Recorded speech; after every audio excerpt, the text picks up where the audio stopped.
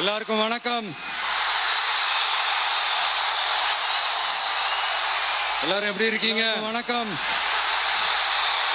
Sorry, எல்லாரும் எப்படி இருக்கீங்க? சாரி, கொஞ்சம் லேட் ஆயிடுச்சு.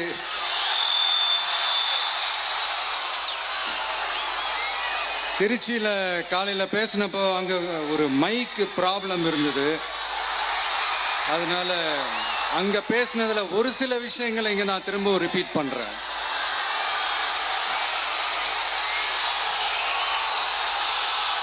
அந்த காலத்தில் போருக்கு போகிறதுக்கு முன்னாடி போரில் ஜெயிக்கிறதுக்காக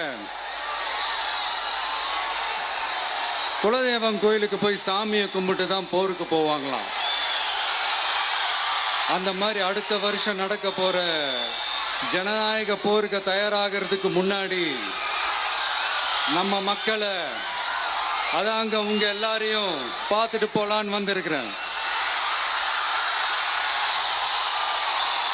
இங்க என்ன பார்க்க வந்திருக்கிற என்னுடைய அம்மாக்கள், அக்கா தங்கைகள், அண்ணன் தம்பிகள், நண்பர்கள், நண்பிகள், உங்க எல்லாரையும் பார்க்கும்போது மனசுக்குள்ள ஒண்ணு தான் தோணுது.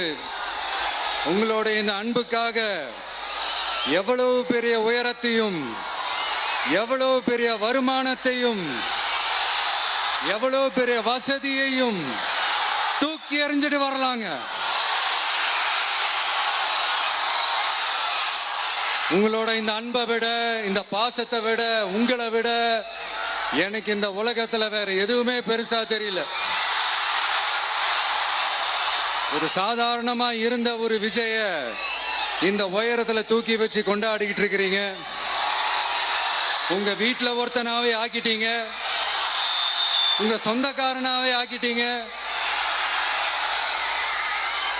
என்னங்க பெரிய பணம் வேணுங்கிற அளவுக்கு பார்த்தாச்சு. அரசியலுக்கு வந்துதான் நான் பணம் சம்பாதிக்கணுமா என்ன?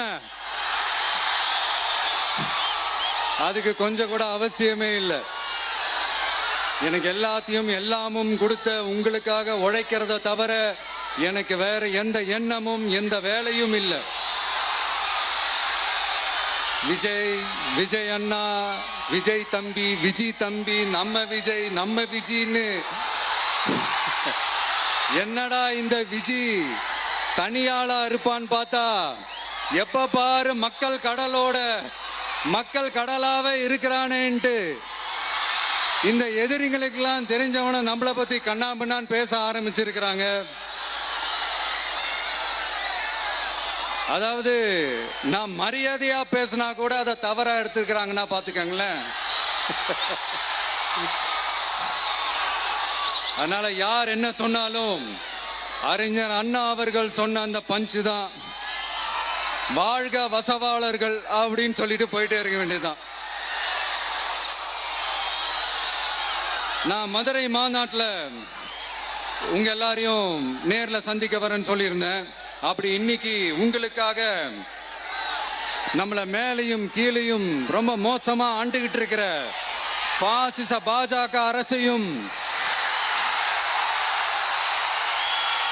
பாய்சன் திமுக அரசையும் கேள்வி கேட்கறதுக்காக வந்திருக்கிறேன். இந்த பாஜக அரசு நம்மளை கொஞ்ச நெஞ்ச கொடுமையாங்க செய்து பீகார்ல 65 லட்சம் வாக்காளர்கள் ஓட்டர் லிஸ்ட்லயே காணோமா. இது என்ன பெரிய விஷயம்? இதை தாண்டி இன்னொரு விஷயம் இருக்கு. இந்த எதிர்கட்சிகள்லாம் ரொம்ப சிம்பிளா சொல்ற மாதிரி சொல்லணும்னா ஓட்டு திருட்டு. வீட்டு நம்பர் 0ன்னு போட்டெல்லாம் ஓட்டர் ஐடி கார்டு கொடுத்துருக்காங்கன்னா பாத்துக்காங்களேன். எவ்வளவு பெரிய ஒரு மோசமான வேலைகள்லாம் அவங்க செய்யறாங்கன்னு பாத்துக்கங்க. அடுத்து ஒன் நேஷன் ஒன் எலெக்ஷன், ஒரே நாடு ஒரே தேர்தல். 2029ல இவங்களோட ஆட்சி காலம் முடிய போகுதுன்றது எல்லாருக்குமே தெரிஞ்ச ஒரு விஷயம்தான்.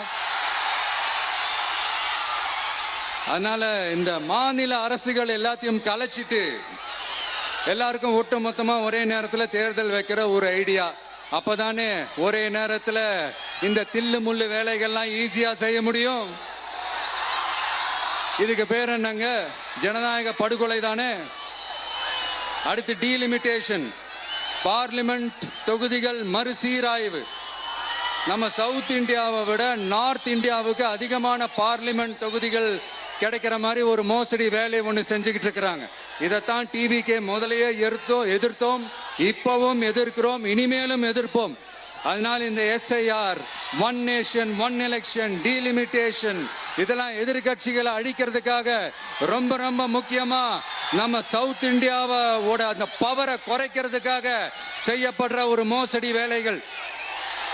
இது ஒட்டுமொத்த இந்தியாவுக்கும் பாஜக அரசு செய்யற ஒரு துரோகம்.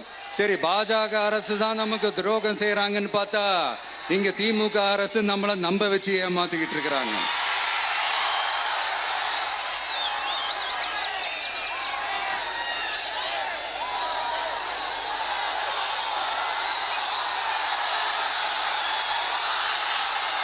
கிட்டத்தட்ட நானு நீங்க எல்லாருமா சேர்ந்து தான் இவங்க நல்லது செய்வாங்கன்னு நினைச்சு தேர்ந்தெடுத்தோம்.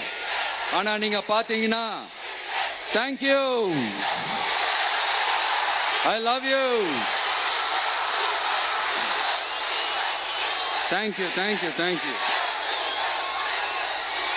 நீங்க பாத்தீங்கன்னா ஒரு 505 தேர்தல் வாக்குறுதிகளை நமக்கு தமிழ்நாட்டு மக்களுக்கு கொடுத்தாங்க.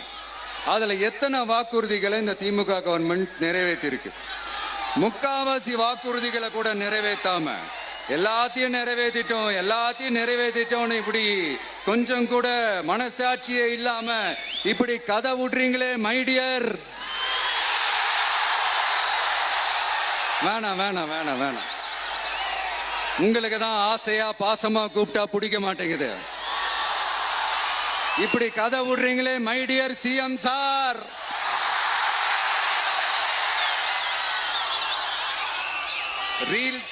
ரீல்ஸ் வேற, ரியாலிட்டி வேற நீங்களே சொல்லிட்டு இப்ப நீங்க விடுறது அம்பட்டும் ரீல்ஸ் தான். அதுல எல்லாம் பாதியில அருந்தும் போயிடுச்சு. அப்படி அருந்து போன ரீல்ஸ் எல்லாம் கொஞ்சம் என்னன்னு பாப்போமா? கேஸ் சிலிண்டருக்கு மானியமா 100 ரூபாய் தரேன்னு சொன்னீங்களே, தந்தீங்களா? 1000 ரூபாய் ஒருத்தர் விடாம எல்லா பெண்களுக்கும் தருவேன்னு சொன்னீங்களே, தந்தீங்களா? டீசல் விலையில மீதி இருக்கிற 3 ரூபாய் குறைப்பேன்னு சொன்னீங்களே, குறைச்சிங்களா? நீட்டு தேர்வை ரத்து செய்வோம்னு சொன்னீங்களே, ரத்து செஞ்சீங்களா? கல்வி கடனை ரத்து செய்வோம்னு சொன்னீங்களே, ரத்து செஞ்சீங்களா? இனி செல்லும் இடமெல்லாம் செய்தி. தந்தி டிவியின் வாட்ஸ்அப் சேனலை ஃபாலோ பண்ணினா செல்ல இருக்கும் இடமெல்லாம் செய்தி. இதோ QR கோட், இப்பவே ஸ்கேன் பண்ணுங்க, ஃபாலோ பண்ணுங்க.